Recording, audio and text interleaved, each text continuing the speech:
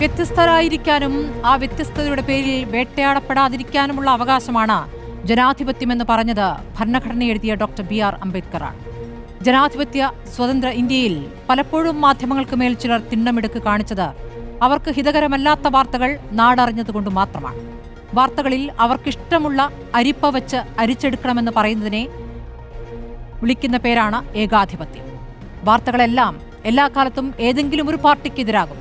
64 മുതൽ അത് ഏറിയും കുറഞ്ഞും പല പാർട്ടികൾക്കുമെതിരായ വാർത്തകളായി വന്നിട്ടുണ്ട്.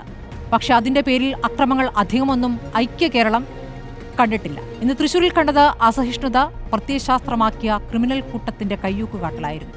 ഒരു വശത്ത് അങ്ങനെ ശ്രമിക്കുമ്പോൾ മറുവശത്ത് പാലക്കാട്ടെ അടക്കം പറച്ചിലുകളിൽ MLAയെ മടക്കിക്കൊണ്ടുവരാനുള്ള അടവുകൾ മെനയുകയാണ്.